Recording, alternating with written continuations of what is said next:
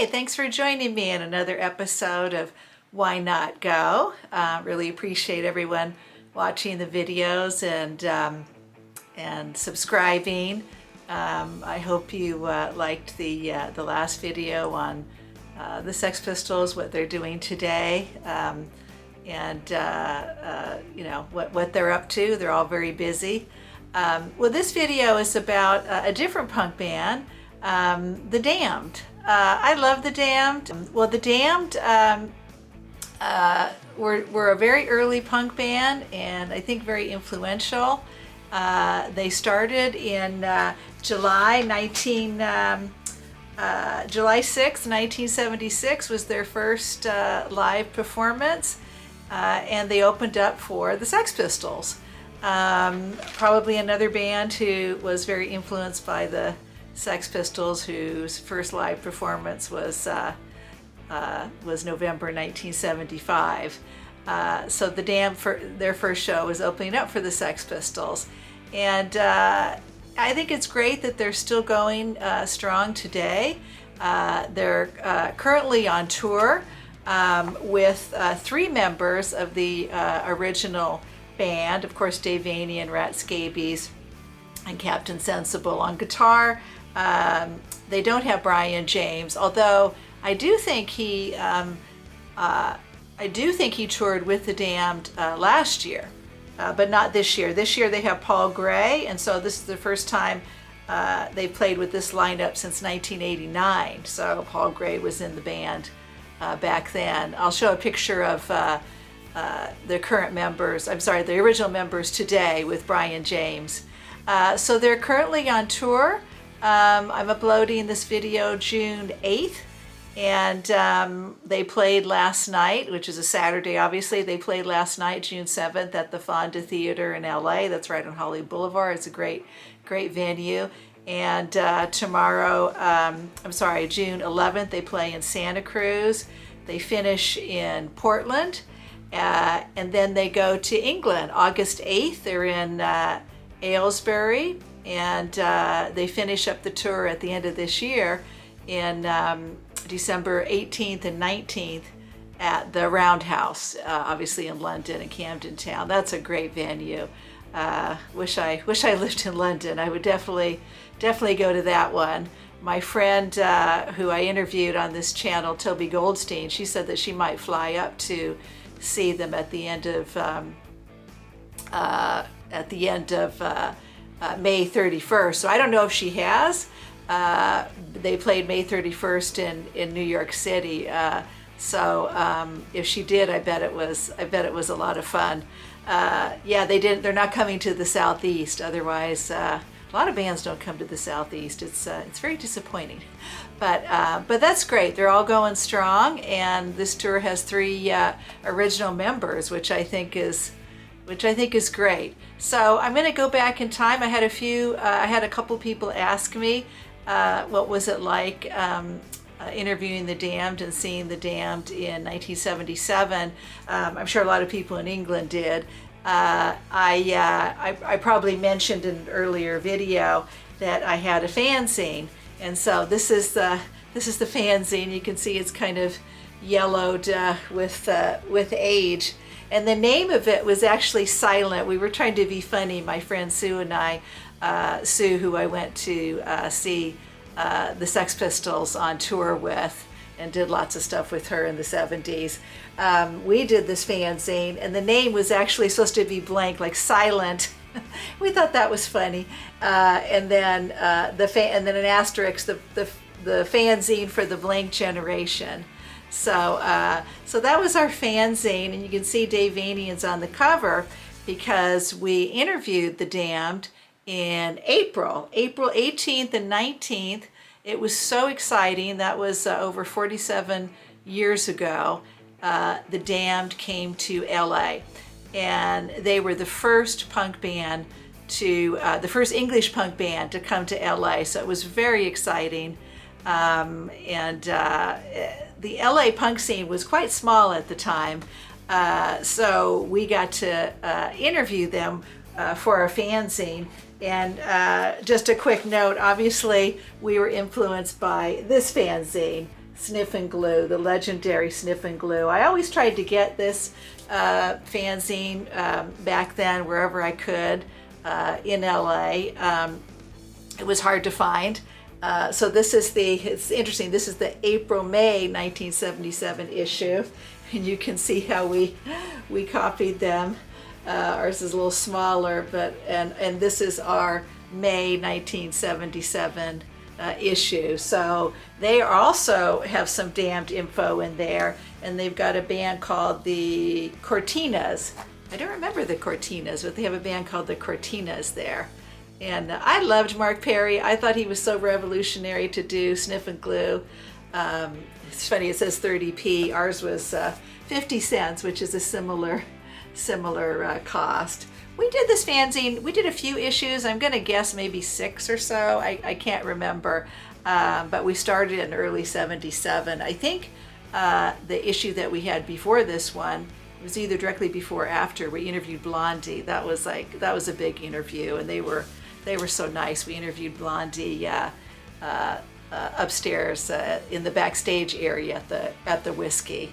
That was a lot of fun. I'll never forget when I was interviewing Blondie, Joan Jett was walking around. This is just a funny side story. Joan Jett was walking around. Of course, she was always on the scene, and she put her hand up my top, not in the front, but in the back, and she was rubbing my back. And she said something like, "Hello." I just laughed. I said, "Hello." I just always remember that. I thought, wow, these rock and rollers they're friendly. So, but anyway, so those were the days. But yeah, that was our Blank Generation fanzine, which Rodney Bingenheimer once mentioned our fanzine on air. Rodney Bingenheimer, the DJ. But yes, obviously very influenced by Sniff and Glue. And it was very empowering back then that you could just, from nothing, just Xeroxing pages, from nothing, you could, interview influential bands. And we interviewed some local bands. I remember we interviewed the Dills, maybe the Alley Cats, I can't remember. But The Damned was very exciting. I don't even remember how we came about interviewing The Damned. It might have been through the rep for Blondie. It was such a small scene back then. LA was kind of, it was a little, I will admit, it was a little bit behind, I think, San Francisco and New York. I'm talking about early 77, because The Mask, the punk club, The Mask, that didn't start till August 77. So I'm talking like the first 6 months of 77, it was a very small scene. That's how I got to know Rory Johnston, the friend of Malcolm McLaren's and their American rep. There just wasn't that many people around who were into punk. That obviously changed later in the year and in 1978. But it was very word of mouth. It was very just a small scene. There weren't many LA bands. One of them was the Screamers, and I'll get to the singer from the Screamers, but the Screamers played around, and they were kind of electronic music, no guitars, it was just drums, and the Damned stayed at their house. So that's what a small scene it was. The Damned didn't even stay in a hotel, they stayed at the Screamers' house. So back then it was maybe the Screamers, the Germs, the Dills, I think the Alley Cats, the Weirdos. I don't think X had started yet. They could have, but I didn't see them. And I don't think the Bags had started yet. And this is just a side note, but the Bags were an early LA punk band. And I'll show a picture here. Alice Bag is still active. And this is kind of people probably know this, but this is a connection with the Damned. The bass player for the Bags was Patricia Morrison, and I'll show the band here. I think they're at the Hollywood Cemetery. And then she later joined Gun Club, and then she later moved to England and was with Andrew Eldritch and was in Citrus of Mercy. And then later in the 90s, she got together with Dave Vanian, and now she's married to Dave Vanian. So that's kind of interesting. And I think they have a daughter, and she lives in England with Dave Vanian. So and I'll show a picture of them together here. So Patricia Morrison came out of the LA punk scene, and now she's with Dave Anian. So that's neat. I think that's neat. So yeah, it was. This is our May issue, but we got together with The Damned. Their first show, as I said, was April 18th and 19th at the Starwood, and we probably interviewed them right before that. So I'll just, and I'm doing this, I hope it's interesting to people. This is a very rare interview. I don't think we sold many of these fanzines. They're so, we sure had a lot of energy. When I read it, it's like we're so enthusiastic. We just, Sue and I, and we had a couple writers with us who wrote for us, Jade's the Best and Peter Urban. And I'll just read the first page. Sue was writing. I heard that Mark P. of Sniff and Glue is now together with the great Sue Catwoman, making it quite his magazine. And he might quit his magazine. Sorry. Please don't, Mark. I guess Mark P. She thought he was going to quit his magazine. I still follow Mark Perry on Facebook, and I think he still has his band going, Alternative TV. But Mark P. However he goes by his name, he was very revolutionary. I mean, he really, in my mind, he launched, hundreds of fanzines, if not thousands of fanzines. Sniff and Glue was, I just loved it. I tried to get a hold of every copy I could. And so we started the fanzine for the blank generation, influenced by Mark Perry. So, okay, so I'm going to delve into our interview. I hope you don't mind me. I don't know how else to do it. I'm just going to read some of it. And I hope, Damn fans might find this interesting because, as I said, we didn't sell that many issues. So this is an interview that I don't think many people have heard before. And I don't know, it's not the most serious interview, but I think it's kind of interesting. So Sue is writing the intro. A Damned interview. Oh, I went by the name of Alex back then because I love the character in Clockwork Orange, in the book and the movie. I love the character Alex, and I thought it was kind of an ambiguous male-female name, so I thought that was kind of interesting. And Peter, he was our writer, Peter Urban, and Sue and I. So she's saying, Alex, Peter, and I met The Damned at the crowded Bomb Records. This store has everything. And then we all went to McDonald's. So I just read this recently. I don't even remember that. Bomb Records, and this is, people might find this interesting, I hope. Before there was anything on Melrose, before there was Vinyl Fetish, that was started by the great Henry and Joseph. They were two very important people on the scene in LA, club promoters and DJs. Before there was Vinyl Fetish, there was Bomb Records in North Hollywood, and I'll show a picture here, started by Greg Shaw. And Greg Shaw was great. He went on to start a label, and he released records by, he died unfortunately in 2004. He released records by Devo, The Weirdos, Iggy Pop. He was very into, you'll see in the picture here, he looks very 60s. He was very into like 60s kind of surf garage music. I mean, but he was into a lot of different kinds of music. So we went to this record store, and I'll show the picture here, Bomb Records in North Hollywood. And then I actually don't remember that, but I guess we did. And then afterwards, I guess Rodney Bingenheimer was there. And then Sue writes, Rodney suggested that we interview them. Oh, then we all went over to McDonald's after being at Bomb Records. And again, as I said, Bomb Records, Bomb was one of the only places where you could get English, singles and records, and just it was just the greatest independent record store. I mean, it was just great, and he really added a lot to LA, Greg Shaw, and with his Bomb Records. So Sue writes, Roddy suggested that we interview them there. This is at McDonald's, which I thought was a clever idea, but it turned out to be impossible. Rad Scabies ricocheted from table to table. Brian James sat with Jake Riviera, that's the Damn manager, and I think he started Stiff Records. and Dave Vanian was quiet. I'm sorry, I'm stumbling over that word.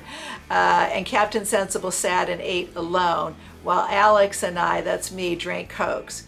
Peter managed to get this much. How does your McDonald's hamburger compare to a Wimpy's burger? Rat Scabies says, God, this is horrible. It's worse than McDonald's in London. Wouldn't want to eat too many of these. And then Jake Riviera says, your bloody McDonald's are putting the fish and chips places in London out of business. Yeah, no kidding. And then Peter says, have some fries. Rat Scabies, these are awful. No, actually, they're not too bad. And then he sticks 2 fries into his mouth like fangs. Look at me, I'm Dave Vanian. And then Dave Vanian says, cute. And then it says that some young girls at another table captivated the group. So it doesn't sound like we got much of an interview at McDonald's. To be honest, I don't remember going with the Damned to McDonald's. But again, this was over 47 years ago when I was 18. So then it goes on to say that we went to Tamada Duplanty's house. That's where they were staying. And that's where we decided we would do the interview. So I'll put up a picture here. This is Tamada's house, and it's quite a famous house because I guess Tamada and Gear and the rest of the Screamers, they had KK Barnett on drums at one time, and then Paul Rossler, who's a well-known musician, was in the band as well. They were going from 1975, and I'll put a picture here. This is them, the Screamers rather, on Hollywood Boulevard at a bus stop. They went from about 1975 to about, I think, 83, early 80s. And they were very early on the punk scene. And I thought they were great. I'll show a picture here. I think this is at the Mask, the famous punk club, the Mask. And this is Tamada on vocals. You see Tamada on vocals, and you can see Darby Crash of the Germs watching him. I've showed this picture before. But they, as I said, they didn't have guitars. I don't think they had bass. It was just keyboards and drums. And so it was kind of like early electronic music. It was like electronic punk. They were good. They were really, really ahead of their times. Tamada, it's sad, he died, I believe, in 2004 of cancer. I'm sorry, he died in 2000 of cancer. That's too bad. But he was very, just a person on the scene. I guess this house, I didn't go to parties there, but I guess this house was full of parties. So I'll show it here. It's 1845 Wilton Place. It's right in the heart of Hollywood. So this is where the Damned were staying. And I don't know how they knew Tamada from the Screamers, but maybe, as I said, it was a very small scene then, like very small. Everybody kind of knew everybody. Oh, there's that guy, there's that girl. They must have somehow got in touch with them, and they offered them a place to stay. It must have been a very low budget tour, and so this house I just read recently. It's a beautiful craftsman. I think Tamada and Gear of the Screamers rented the top floor only, and I just read recently that it was for lease recently for $3,500 a month. That top floor unit. So I'm sorry, not $3,500 a month. It was $5,500 a month. So yeah, prices have gone up. And back then, Tamada was, I don't know, back then in the 70s, the rent was probably $200 a month, something like that. So Sue and I got there. I remember we went upstairs and we said hi to Tamada. He was always really friendly, just very warm, and just, you know, an eccentric guy. I think most scenes, when they start, it's full of, you know, the eccentric people, the weirdos, so to speak. And I mean that in the best possible way. And then I think when scenes develop, usually then the people kind of come in that think like, oh, I guess I should do this. This is like what's happening now. But it wasn't like that in early 77. And Tamada was great. I remember we came in together, and I remember, I think it was just Sue and I to interview the Damned. And I remember Tamada was in the kitchen and he was painting Easter eggs. he wasn't, I don't know, maybe he probably hung out with the Damned enough, but he wasn't in the main room where they were. He was painting Easter eggs. I guess it was around Easter time. And it's interesting because he became a painter later. I think a very successful painter. I don't know, I always really liked him, Tamata Duplanty. So we walked in, and the Damned were all, I think it was the living room of the place. The Damned were all on bare mattresses on the floor, and Jake Riviera. It was all just them on the floor. And Sue writes here, the band flapped onto their mattresses, except for Rat and Jake, who had a mock fight using a paper bag. Soon they too dropped to the floor. Peter began with some rather political questions that the band would have none of. Peter Urban, our writer, he was very political. He was kind of, he was very left. He was very political. They would have none of his political questions. They were in it for fun, and that's clear. Captain Sensible lightened things up by squirting Alex and me with a squirt gun, just like the one he has in the Damned Disciples book. Before we get to the interview, Sue writes what they were wearing. They were just wearing t-shirt and jeans, and so they're all sitting on mattresses, and I think they were bare mattresses. There was no furniture in the living room, and we're sitting on the floor. And so, and I hope you find this interesting. This was our interview. Sue says, I'll pick up the interview where we were talking about Glenn Matlock's exit from the Sex Pistols. Peter asks, I heard that Glenn was saying Malcolm was turning the Pistols into the Monkees. Brian says, yeah, it's true, except they don't play as well. And then I asked, how do you guys like touring with Mark Bolan? And Brian James says, we like it. We liked him very much. And then Peter says, what do you think of America, Captain? And he said, it's all right. And then Sue asks, would you ever want to move here? And then Captain says, I'd move to New York. LA is too slow. And then Brian James says, there's too much flash, and everyone is too fat. They kept saying that a lot. Like, I guess it was probably their first trip to America, and people in America can be bigger than other countries. So I do remember them commenting how people were fat in LA. Brian James says, there's too much flash and everyone is too fat. And then I ask, what was the Anarchy tour like? And Brian says, we were sacked. The Pistols meant to audition, but they refused. I'm not sure what that means. We wanted to play to the people that wanted to see us. And Rat Scaby says, it should be understood that the Sex Pistols and the Clash and the Heartbreakers were traveling and staying in good hotels. We're with them and we're staying in shit hotels, having to be out by 10 in the morning while they're staying in Holiday Inns.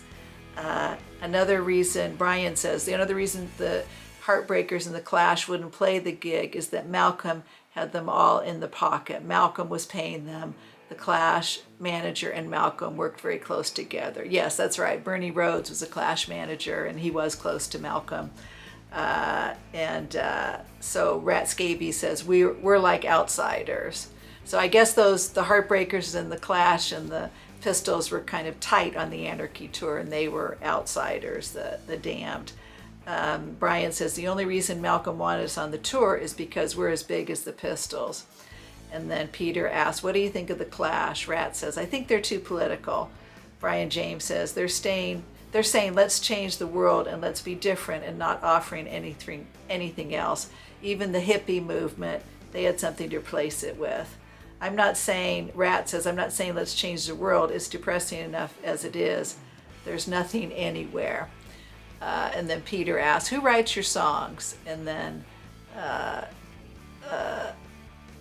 who says this? Oh, Captain. Oh, I guess they're just being kidding because I think they're kidding us because Brian's credited with writing the songs everywhere else. Jake Revere says Captain writes the songs, so I guess they were kidding. And Peter asks, how was your reception at CBGB's? Rat says, it wasn't as good as London. We couldn't play a place like that in London. What new bands do you like? And then Rat says, none of them. And then they go on to say they like Mott the Hoople and the Sweet Though and Iggy. And then what else did they say? I'm from Mars. There were they were kidding around a lot. And then how long? Oh, how long are you here for? And the rat says, too fucking long. And then we ask him, where else are you playing besides New York and here? And then Jake Riviera says, we played the Rat Club in Boston, and next we played the Mabuhay in San Francisco. That must have been fun. And then Rat Scaby says, at the Rat Club in Boston, the audience was so boring, we sat down and ate pizza on stage.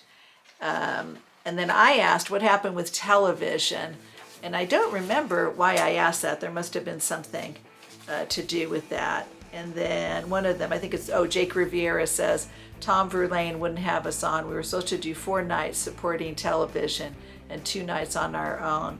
But Verlaine said he wouldn't have us on. But we had to come here anyway. Oh, so I guess they were supposed to open for Tom Verlaine with television, and television said no.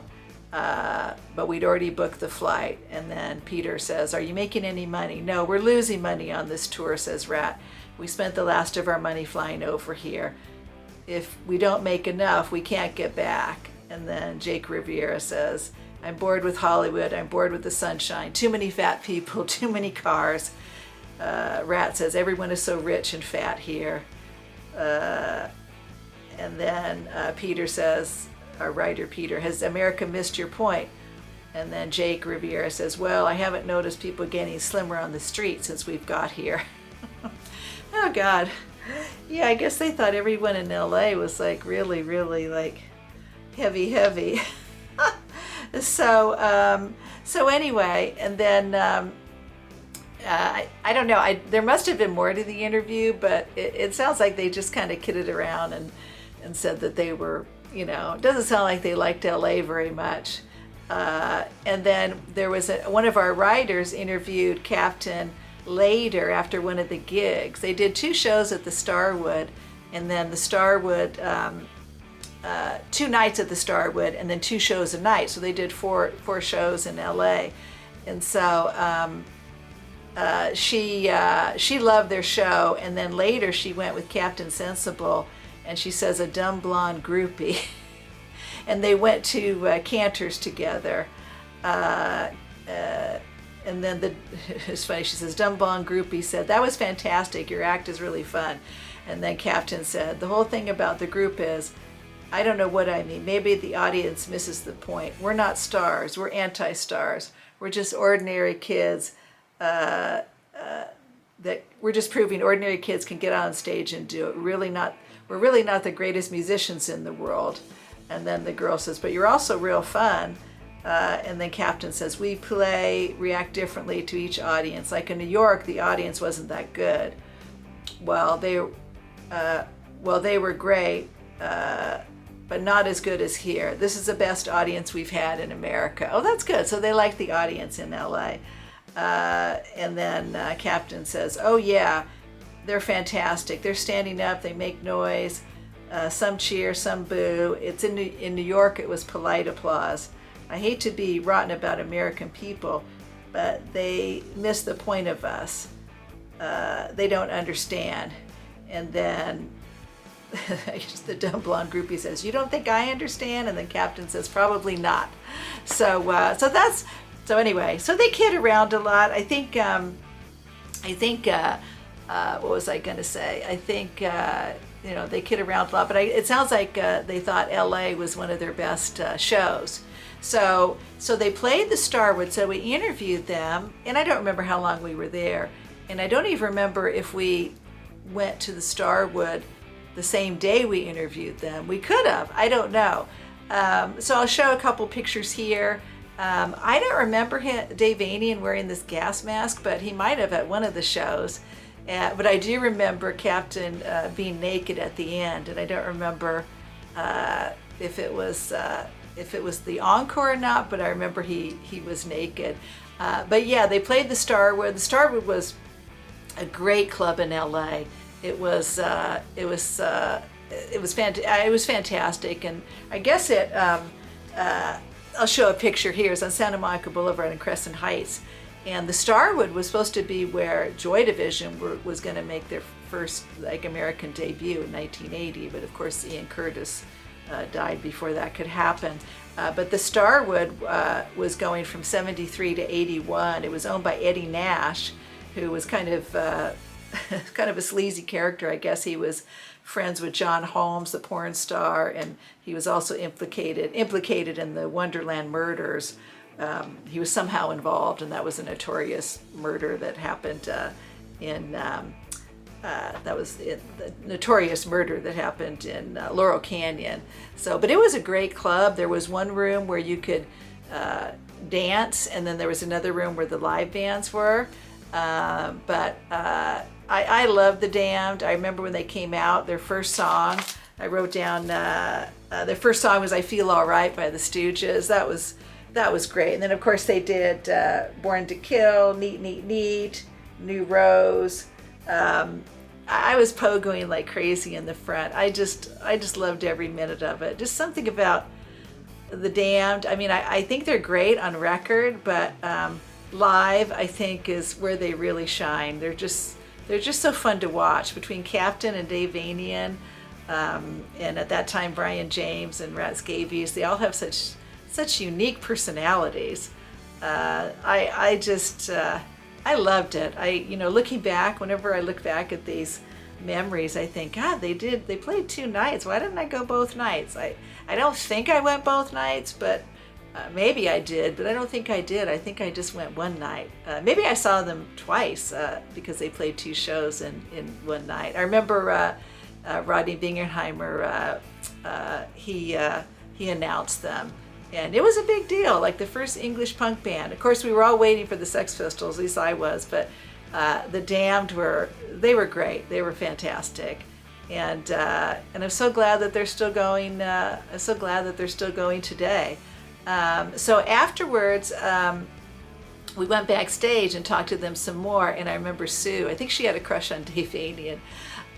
She gave him the book, Anne Rice's Diary of a Vampire. I think that had just come out, and she thought he would like that book, so she gave him that book. And I remember we chatted with them backstage. Don't remember much about that, but I just remember we chatted with them after the show. So yeah, so that's my recollection. I hope as a Damned fan you find it interesting. They were funny. I mean, we were just kids, so we probably didn't ask the best questions, but and they goofed around a lot, so our interview was probably it probably didn't have a lot of substance, but I'm glad that what I got out of it, I'm glad that they thought LA was a better audience than New York. Yeah, there was I don't know if there was that many people there at the show, but the people that were there were very enthusiastic. It was like punk was just like starting to blossom in that beautiful time of April 1977, and I'm always grateful for the Damned to that they came over like that. They were really firing on all cylinders, because their first single came out, New Rose, in October of 1976, and then they got their album out February 77. So they were really very ambitious and getting things rolling very quickly. So that's my memory of seeing the Damned live. They were fantastic then, and I've seen them several times since. I think the last time I saw the Damned was in around 2008, so it's been a while. I would see them if they came to the Southeast, but they haven't been to the Southeast in a while. So I wish I were in LA. Last night I could have seen them, but I'm not. So anyway, so I'll end the video with them doing New Rose. This was their first single, and I still have it. Love this single, and I loved the cover there. It's so neat. I always loved that picture. New Rose with Help, the Beatles' Help. So this is the Damned today, as I said, they're still going strong. And this is them live in Sydney doing New Rose March 21st of this year. So yeah, so they're still going strong and coming back to England very soon. So I'll play that at the end of the video. So thanks again for watching my memory lane with my fanzine, Blank Generation. It was a lot of fun doing it. And as I said, I was influenced by this guy, you know, Mark P. with Sniff and Glue. And you know, I was very appreciative that the Damned granted an interview with us, because, you know, obviously we were just a couple of kids with enthusiasm. So thanks again for watching, and till the next video, I'll be seeing you.